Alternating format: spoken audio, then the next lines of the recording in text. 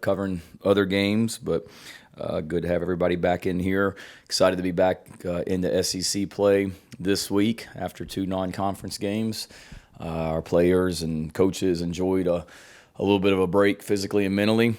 Coaches worked on Friday, and we're back in here Sunday morning and took Saturday off. And then the players had the whole weekend off, which was a good break for them at the halfway point of the season, or almost halfway point of the season. I came back in here on Sunday as a team and had a good practice Sunday evening and good prep day yesterday, and good practice this morning. And we'll need it. Got a big challenge this Saturday up in Lexington. Heck of a team that Coach Stoops has as well, really playing well in all 3 phases right now. Running the football offensively. We're getting Rodriguez back obviously made a difference for them on Saturday, and explosive plays in the passing game, an NFL quarterback, defensively, physical, and they got size and length up front, 2 hellacious linebackers in the middle, and then they're really doing some great things on special teams as well. So told our players this morning we're going to need all 3 phases, offense, defense, and special teams, to play really, really well Saturday night. And our guys are excited about it and looking forward to going up there and competing. Questions? Shane, is there an update on Darius and Dylan, all those guys who've been kind of banged up lately? Yeah, should be full speed and good to go. Both of them practiced this morning. Dylan and Darius both look great. There are no limitations out there today. Really everybody went, we're game 6, so there's normal bumps and bruises and guys that, need to come along here these next couple of days for sure, but nobody that we would sit here today and rule out as we sit here on Tuesday. It's long season and we're approaching halfway point of the regular season, so bumps and bruises like everybody, but nobody other than the guys that have previously been announced as season ending that I could sit here and say definitely aren't playing on Saturday, and hope to have everybody as full strength as possible. Yeah, Coach, ACC Network just put out the thing with it was a Frank Beamer special. Saw that you were part of that. Obviously, you said a lot about adopting some of his philosophies and stuff. But how did it come together to where you were a part of that, and just what do you think about the ACC Network putting that together? I thought they did a great job. I didn't get to see it when it came on last night. I recorded it and watched it when I got home late last night, but had a lot of people reach out to me, and I thought they did a great job with it in regards to me being a part of it.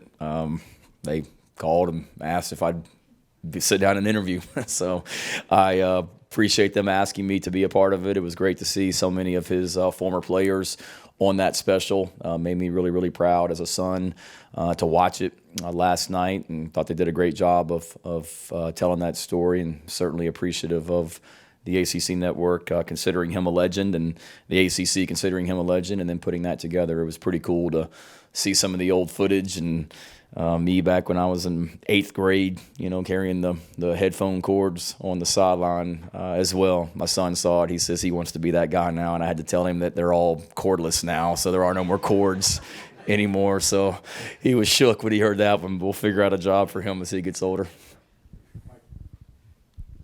Hey, Shane, the fans seem to have this one circled for a while now, whether it's, the comments from Mark Stoops in the offseason or, losing 7 out of the last 8 to Kentucky. Do you guys feel that too, that this one seems to be a little bit more important?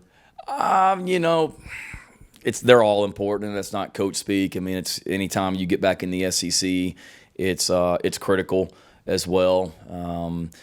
And we've got great respect for their program, and this is a game that was a big game when I was here before. I remember, I think I talked about it last week, was the Kentucky coming in here nationally ranked on a Thursday night and us winning.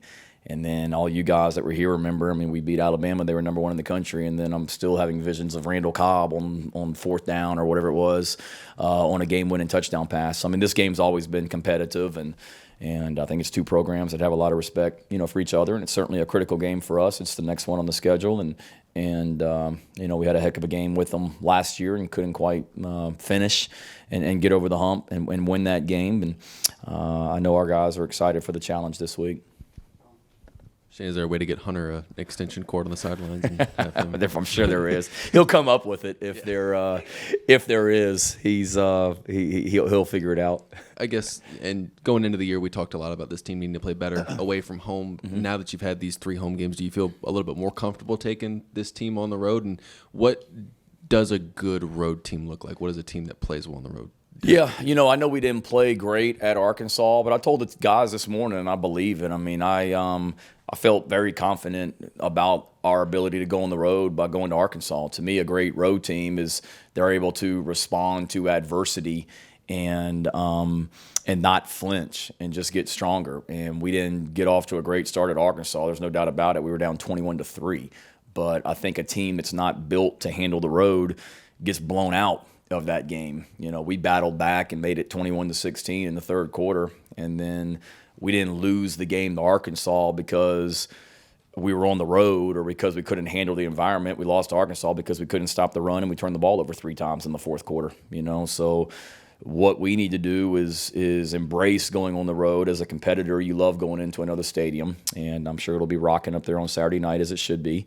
And then we've just got to do what we talk about doing that helps us win football games, running the ball and stopping the run and creating turnovers and playing smart football and winning the fourth quarter and winning the explosive play battle. Do that and play well. But I feel like we're a mature team that has handled that. We showed some maturity last week, handling the short week, and it's going to be critical for us to be mature, resilient, composed, physical, all that stuff in order to win on the road. Shane, with what Coach Stoops has done there at Kentucky since he's been there, with the gradual talent upgrades and the support he's gotten from the university, how does that compare with some of the better examples you've seen of how to build a program in Power 5? Yeah, it's right up there for sure. What did he win? 2 games his first year, and I think 5 his second year. So He won 2 games his first year. He won 5 his second year, and then he just continued to just build that. And it shows that it takes some time, and the administration gave him the resources, and he's done a great job. And just thinking of it, I'm biased. I think my dad, is right up there at the top. Certainly, Coach Snyder at Kansas State, and just trying to think of them. It's good, in a program that. I lived in the state of Kentucky for 8 years, I guess, when my dad was the head coach at Murray State. So, I grew up remembering, I think I may have mentioned this last year, kids coming into school and having show and tell from going to see the Kentucky basketball team and Mel Turpin and Kenny Skywalker and all these guys on an away game. And that was like show and tell at Southwest Elementary School in Murray, Kentucky. So, I feel like I've got a lot of familiarity with Kentucky football, and Pookie Jones that played there back in the day was from Murray, Kentucky, and so I'm very familiar with the program, and I don't want to say I watched it as I was growing up, but living in that state, you understand how important UK athletics is in the state, along with Louisville, and it's a proud program with a great fan base and great support, and they've continued to just elevate their program, and they've just got, to me, Gene, they've got great just consistency, and the team, like with these guys, you have to beat them. They get games in the fourth quarter and they find ways to win it. And same like Ole Miss the other day. They just kept chipping away. And next thing you know, they're in the fourth quarter with a chance to win the game with under a minute left. So you got to go beat them. Coach Stoops has done a great job elevating it, and really impressed with just the way they play, and they've got really good players. You look at last year's team. There was a bunch of guys that I think are on NFL rosters right now, and there's a bunch of guys on their team this year that will be on NFL rosters also. Sort of going off of Colin's question, but it's been a few weeks since the team's gone on the road. I heard the sound blasting at practice. Just what kind of things do you try to do to get a team re-prepared for an away game like this? Yeah, certainly crowd noise is an issue that you don't have to worry about so much at home. And that's not just offense. That's when you're on special teams as well. Like when we punt, and the communication you got to have with the punt team out there, and preparing for that crowd noise. To be honest with you, though, not a lot. We play the music in certain parts of practice, whether we're playing at home or away. The one thing that we do differently is on Thursdays in practice, we'll we'll utilize crowd noise a little bit more in the team periods with the offense and things like that, just so we have to communicate. Punt team, we did a little bit today. If you heard it towards the end of practice, it would have been when we were kicking field goals. We do that home or away just to try and, make things difficult on the kickers and just create more pressure. But we try and keep the routine the same. Our schedule on Friday will be the exact same as what it is for a home game. Other than just instead of getting on a bus to go to a hotel, we got to get on a bus to get on an airplane. But the schedule's the same on game day as well, and try and not make it bigger than it is. Doing what we have to do to just go play well and coach well. And that's the most important thing. Hey, Shane. Hey. This back half of the schedule is pretty tough compared to that first half. You're coming off of 2 dominant wins. How much does this game feel like kind of a tone setter as you guys enter that, more difficult SEC-heavy backstretch here? Yeah, it's the next one, and certainly if we were fortunate enough to be able to win this game, it would make the off week coming up a lot more enjoyable, for sure. And certainly whenever you win, just like the last 2 weeks, it creates momentum that you want to be able to, continue. But it's we don't want to make it bigger than what it is. It's the next one. It's the next opportunity for us to continue to get better as a football team. Not that I want to have the same result that we had last year before the off week, but the last year before the off week, we went out there and played awful against Texas A&M, and then came back the very next week and beat Florida and won 3 out of 5 or whatever it was down the stretch. So we'd like to have a different scenario this year where you win going into the off week. But we'll put together a great plan and prepare to go play our very best on Saturday night. And certainly, if we're fortunate enough to win, it would be awesome. And if not, then we'll come right back to work on the next day and continue to try and get better and get ready to compete against the next opponent. How well do you remember the last time South Carolina played at Kentucky? That would have been last time South Carolina. I was at Kentucky. That was the night I got the job, right? Yeah. Yeah, I remember it pretty dang good. Yeah. It's my birthday too. Huh? I said that was my birthday too. Was it? Yeah. Well, I thought that's what you were going to say, is it was your birthday, or I should have said that. Yeah. No, I remember that night well, for sure, and remember watching it on television, and it was a pretty cool phone call I got that night from Coach Tanner, and the rest is history. And obviously a little unique in that I guess you were sitting at home. Yeah. Ending COVID or whatever, and yes, watching your current team play, and then your future team play. How did you kind of balance which screen you paid more attention to that night as you're sitting at your house? Since I don't work there anymore, all I watched was the South Carolina game.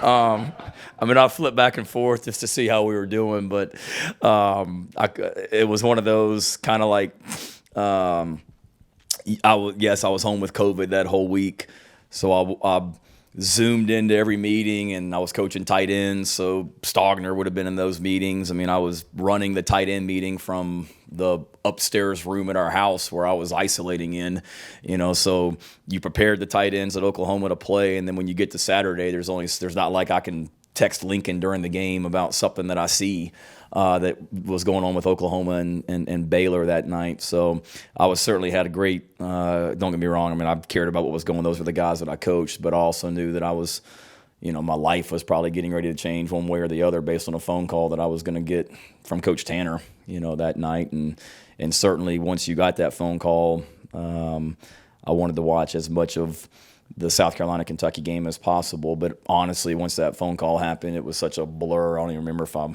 watched much of the game after that. It was more what's next, and I got to get on a plane tomorrow morning and fly to Columbia. You talked about how Kentucky just finds a way to win games in the fourth quarter. You haven't had a one-score game yet coming down the stretch. How do you keep your guys sharp on stuff like that? And I guess, what do you think the mentality of this team would be if they get in that situation eventually? Yeah, I think it'd be good. You prepare for as many scenarios as you can, and certainly you want to have games where you take control in the second half and don't have to worry about that. And I think our guys have shown that we can handle adversity, and we pride ourselves on playing well in the fourth quarter as well. And we want to be able to get games into the fourth quarter without a doubt. Also, and the other thing, Hale, too, I felt like garbage that whole week. So Saturday, Saturday, my wife was like, we need to get one of those, what is it, like an IV where they like pump in like juice or fluids or whatever into you. So it was supposedly something, but she said helps like get your energy back. It's like it's an IV, but it's like an energy boost or something. I don't know. Some of you medical people may know about it. So they literally came in the house, and I'm literally coming off COVID. I'm in the living room getting an IV, watching South Carolina, Kentucky play, and just phone in one hand, waiting on Coach Tanner to call. So I remember that. I don't know if it helped, but I felt better the next day, and I was able to get out of quarantine. I guess that day was when I was able to come out of the next morning. So I got my IV, and I was boosted up and ready to roll to come to Columbia the next day, 15 pounds lighter. Hey, Shane, I know you told us that before the Charlotte game, you told the guys to go out and just have fun. Mm-hmm. Okay, now you've had 2 blowout wins. So I guess I want to know, are the guys a little more relaxed now? Are they having more fun? Not that they weren't having fun before, but just being able to enjoy themselves a little more, especially during games. Yeah, I think so. I hope so. I felt like, those first 3 games, not that there was pressure on us, but it was almost like feeling like you had to make every play and not being able to just go relax and have fun. And we want to work really, really hard during the week and prepare really, really well during the week so that we can go out on Saturdays and just turn it loose and have fun and not worried about making mistakes. And I think our guys have done that the last couple of weeks, and this week will be no different. You prepare really, really hard, but Saturday night, SEC Saturday night game, under the lights, on the road, national television. I mean, what more could you want? I mean, that should be exciting and should be fun. And want our guys to have fun playing with each other and playing with passion and celebrating with each other as well. And now you got to go play well in order to do that. But I think so, Rick. I mean, I think they've they know that we have a good football team and we haven't played our best, and we're still striving to play our best on all 3 phases. And next Saturday night's the next opportunity, and I think our guys are excited to go do that. Hey, Shane, I appreciate your help with everything on Friday too last week. School? Yeah, I don't know what I did, but you're welcome. Appreciate it. But yeah, just talking about Kentucky a little bit. They've got 3 wide receivers that they throw to quite a lot of speed on the outside. How are you guys going about defending it? And I guess, what are you telling your safeties and DBs this week? Yeah. You want me to be like Coach Saban yesterday when he got asked that question about what he was going to do with the quarterback, and he's like, what do you want me to do, give you the plan? Similar. No, we've got a big challenge facing those guys as well. Obviously getting Rodriguez back, they're able to run the football efficiently with him. I mean, he's a proven back, but now you've got what is it? 2, 6, and 9, I think, are their numbers with Brown and Dane and Robinson. They're fantastic players, and they're electric and dynamic on the outside. I mean, great in the return game. One returns punts for them, the other one returns kickoff returns for them. So they're explosive there, and they've got great speed and can run past you. Don't know the young man from Nashville, but obviously Robinson's from Virginia, and remember him because he obviously went to Virginia Tech, and I was at Georgia, I guess, and went into his school, and we were looking at him. And then Dane Key, we tried to recruit here last year, and felt like we had a good opportunity till I got word that when Kentucky beat Florida last year, that Dane's mom was at the game and leaped over the wall and like broke her foot or something storming the field after Kentucky beat Florida. So I felt like we had a pretty good chance. But note to self, like when the recruit's mom injures a foot storming the field, you're probably not going to get that guy at your school. That's the story I was told. So if that's not true, I'm sorry, Miss Key, but that's what I heard. But he's a great young man, and those 3 guys are really, really talented. And it's going to be a big challenge for not only Cam and Sell and Darius and our corners, but the whole defense, because everybody's going to be the pass rush has got to get there. We got to stop the run, first of all. The linebackers got to make plays. Our safeties are going to be involved with them on coverage. So it's a team effort because they're really, really explosive, and they can make big plays, and they can go up and get it. I mean, you saw the catch that Dane made against Florida where he went up and got it, and then some of the plays they made throughout the season. It's really impressive to watch, along with an NFL quarterback. Shane, I was gonna say, is that elementary school still there in Murray, Kentucky? Oh heck yeah, yeah. Southwest. I'm not that old, man. Yeah, Southwest Elementary School. It is. And I guess when you look at Spencer's progression over the last 5 games, I mean, I know it's not necessarily always totally linear, but I guess in terms of what you've seen from him, game 1 to now, what's different? What's changed? What do you feel like he's done over that time to sort of improve and where he's at now? I think he's got really good command of what we're doing.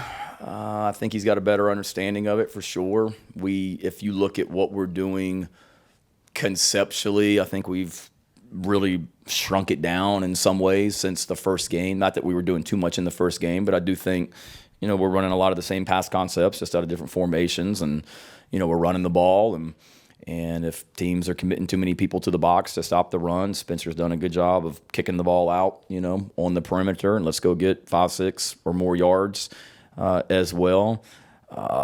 We talked to him after one of those first couple games about not always, escaping out of the pocket when he felt pressure, stepping up in it. Like I talked about on the teleconference, he did that the other night on the touchdown pass to Stogner. I think he's got more, I don't want to say confidence, but he's done a great job of being a leader, the last few weeks, and just continues to get more and more comfortable and confident with what he's doing and then what we're doing around him as well. Shane, what have you seen from Bam Martin-Scott lately? Obviously depth has gotten him on the field, but what has he done to really earn that spot once he's gotten on the field? Yeah, no, I'm a huge Bam fan. He's got size, David. That's what I like. And when you look at him, he looks like what a linebacker is supposed to look like. And, he's done a nice job for us on special teams, and he shows up there. He practices really hard. I'm a firm believer that what you're doing off the field relates to what you're doing on the field. He's doing fantastic academically right now, and proud of him from that standpoint. He's just he's matured and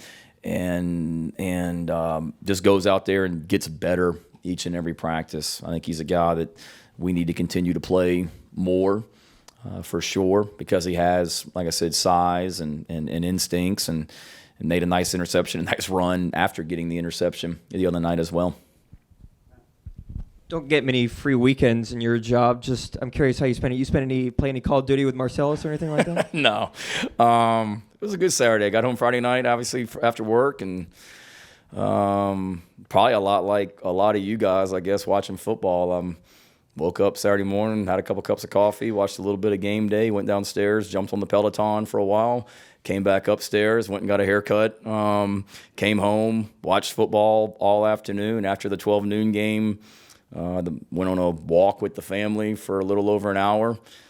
Came home, watched more football, ordered Mexican food for dinner, built a fire on the back porch and sat outside and watched football. Went to bed about 11, and that was it. So it was awesome as well. But enjoyed watching, and I see what a normal Saturday is like when you're not working on it, or not working on Saturday. Was that a scripted Saturday, or did you audible? No. Shane, it was scripted, I think. So it was very much planned, a lot of it. Shane, some coaches put out a depth chart in the preseason. There's no changes. Others altered a little. As far as yours is concerned, the tweaks and stuff, are those intended to be a reward? You're trying to motivate people, or what's up when you redo your depth chart each week? A lot of it is how quickly can I get Steve Fink out of my office when he comes in here and says any changes to the depth chart. Let me just throw an "or" in there this week to make Fink happy. No, a little bit. No, I think a lot of it is I try and be as forthcoming as possible. But I do think that Cam Smith may line up different places each week, or an offensive tackle may be different each week. I don't know how much of an advantage, if that's the case, and that to be totally, I don't want to say honest, but to put guys exactly where they're going to be lining up if there are changes to the lineup. I think that is something. There's a strategic advantage where you're smart about it as well. But for the most part on there, I mean, what's reality is what we put on there, and I think this week we changed an or with Tonka Hemingway and some of the D linemen. And a lot of those ors, Gene, really are because I feel like we have multiple starters. Like if you look at our defensive tackles, I mean, those guys are rotating. We're playing about 6 defensive tackles. So to me, we've got 4 starters, and then we've got kind of the next couple with TJ Sanders and Nick Barrett, and just kind of reflecting that a little bit better. But it's nothing. I mean, we communicate with guys individually on the team if there are any depth chart changes, because we talk about competition here all the time. So we're constantly competing. Things aren't set in stone. But it's not like I put the depth chart up in the team meeting on Tuesday morning and say, okay, here's the changes, just so everybody knows. I mean, we communicate that with individuals, and they know as well. And a lot of that, too, the other thing, too, is Steve usually asks me that on Sunday night, and a lot of times on Sunday night, we really haven't made a decision as a staff on exactly what we may be doing this week, because at that point on Sunday night, we're just coming off the game from the day before. We haven't really dove into the next opponent yet, and a lot of those decisions are made on Mondays as well. Not that we don't update it, because I will if there are updates, but I hope that answers your question. So yeah, I think from a depth chart standpoint, but us overall personnel with our team, we're constantly competing. You're evaluated every single day on what you do in practice and what you do on the field on Saturdays. And to me, your depth chart, who's playing, should reflect that. And we tell our players that all the time, that I don't care if you're a 6-year senior that's been a starter for 3 straight years. Like, you better keep competing, because there's other guys behind you that are continuing to try and get better, and we don't want anybody getting complacent around here.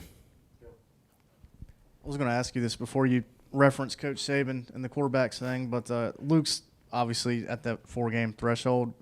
Is the plan for him to play if he needs to at some point down the road, or can you kind of share what the plan is there? You talking about Luke Doty?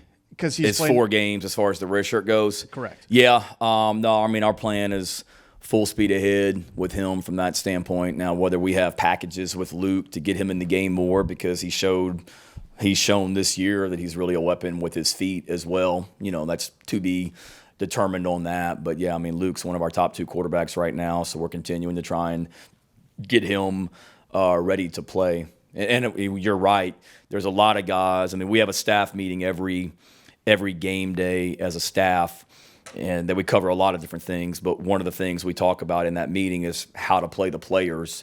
And now that you're at this kind of halfway point, that's one of the things that comes up is, okay, we don't need to put this guy in the game unless it's an emergency, because we'd love to save those 4 games, or we're full speed ahead on this guy. I mean, there was one of our players was in my office right before I came in here, and that was one of the discussions we had. He's a freshman, and he's playing on a special team right now, but he's not playing as much on offense, defense, and just kind of talking about his role in the 4 games and all that as well. So those are things that we discussed, but we're full speed ahead on Luke.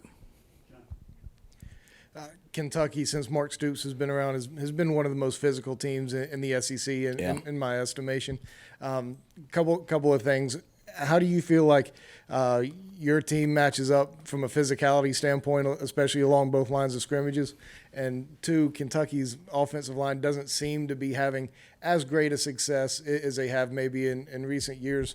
Do you see anything different about them? You're right. Your observation is correct. I mean, they are really, really physical, and I mean, they've always been that way. I mean, I can remember when I was at Georgia as an assistant, and Kirby used to talk about just how physical they were. And back then, this was before they had some of the new offensive coordinators, and they were doing a lot of Wildcat, and it was physical downhill and trying to bloody your nose. And Kirby used to talk about that when I worked at Georgia. So that's their mentality. He's a defensive coach, and it shows. So I feel like I hope we match up well. I like to think that we're pretty physical too. I think we've gotten better at that here the last couple of weeks. We practice physical because we're going to need to play physical on game days, but especially Saturday night, and our players certainly understand that. I mean, we've got to play physical on Saturday. There's no question about it. And your words, not mine, on the offensive line. I think they've got size. They're physical. They've got big humans on that offensive line. They lost 2 really good offensive tackles, I guess, off last year's team, and they've had some injuries up front on the offensive line where they've had to move some guys around. But I think they've I'm impressed with them. I mean, they're athletic and they got some good young players, and the transfer from Auburn that's starting for them is a really, really talented player. And, I know they've given up some sacks and they're not running the ball as efficiently as they would like, I guess. But, I mean, I watch the tape and I don't see that. I see a really physical, impressive, athletic offensive line group. I got you. We'll give him one more. He's trying, man. Shane, you want to give a shout out to the Mexican place you had? No, because then I feel like if I do, then it makes the other ones feel slighted, and one may be a sponsor and all that. I don't know. So I don't even know, to be honest with you. My wife ordered it. It just showed up. Yeah, it did. Yeah. You guys obviously probably script first 15 plays, first 2 drives of the game. When you guys are scripting, what's the conversation like with Sat when you're doing that? Is it, hey, let's try and do some different things to see how they line up. Let's try to run our scheme to get guys a little bit into a rhythm. What goes into how you script those plays? Yeah, I think we're going to certainly you're not going to necessarily say, okay, this is first play, second play, third play, fourth play, because you don't know how the game's necessarily going to go. For example, the Georgia game, I want to say we hit I think it was Georgia. We hit Jaheim. Did we hit Jaheim on that first drive? Was that the first drive? We hit Jaheim down the sideline. I think that was the second or third play of the game. It was going to be the second play of the game. I think we hit Stogner on the first pass. The second play was going to be the throw to Jaheim. We were close to the first down, so I want to say we went tempo, got the first down, and then immediately went to what was supposed to be play 2, if that makes sense. I think I'm saying that right. So you can get off script a little bit, but it's more so these are the opening 10 plays we want to get called early. 1, it's something that we like. 2, it may be, let's see how they're going to play this formation. 3, let's run this to try and set this up later. I thought Lincoln, that was one of the great things I learned from Lincoln Riley, was every Friday we'd sit down as a coach, as an offensive staff, and he would say, okay, when I call this, you guys in the press box, make sure you're watching for that, because I want to see if this is going to be there. And when I call this, make sure somebody has their eyes on the will linebacker, because if he does X, we're going to do Y, and type thing. And then it's also first third down, here's what we're going to call. First time we're on the goal line, here's what we're going to call. So a lot of it is what we do well, but also how we want to attack them and how we want to set things up later in the game, for sure. And then we talk about it as a staff, and then we go over it with the offense on Friday night. I mean, that's what the Friday night offensive meeting is here's the openers, here's how we're gonna start the game. What you got? We're good. Sorry, didn't mean to overrule you. Think. Marshawn told us a story after the game Thursday about how you all kind of picked up trash after the Georgia game in the locker room to throw away some bad thoughts. How did that kind of come around, and how do you think that helped? I think it was really good. To be honest with you, it was. I remember I think it was Bill Parcells or Sean Payton won. They had a bad game in the NFL, and they went out on the practice field and they dug a hole and they buried the game from the day before, and it kind of started along those lines, and it was just really a conversation with me and Derek Moore and Luke Day and Chip Morton, just kind of talking about some things and how to get our team playing better, and it kind of just stemmed off that. Instead of burying something, we've got different things that are cluttering things up for us right now that are keeping us from maybe playing our best. Maybe it's frustration with your role. Maybe it's frustration with a teammate. Maybe it's outside expectations. I don't know, but whatever you're holding on to or whatever's keeping you from playing your best and playing free and having fun, like Rick's question, get rid of it, so we can not keep holding ourselves back and not beat ourselves. Let's clean ourselves up, and because a lot of, give Georgia credit, give Arkansas credit, they beat us. But we didn't, and they had a lot to do with it, but we certainly didn't play great. And let's clean ourselves up, pick up our trash, and get ourselves right, and allow us to just go play free. And you never know how those things are going to go. You may think it's really corny and cheesy, and I didn't know. We walked out of the team meeting room, walked down to the locker room, and there was just 150 pieces of trash laying on the floor that we had put out. And players, coaches, staff, everybody picked up something and threw it away. And you never know, but it was pretty cool. A lot of the guys, players, seniors, that came up to me afterwards and thanked me and said we needed that. And one of the coolest things I've been a part of, stuff like that. So I don't know. We've won the last 2 since we did it, so maybe hopefully it helped. But I do think just the message of it, and we still talk about it now. Don't let this trash come back in and clutter ourselves up. Just keep ourselves continuing to get better and not let any outside noise or talking heads on social media that think they know what the heck they're talking about and don't affect what we have going on in here. So thank you. All right, y'all have a good trip. See you later.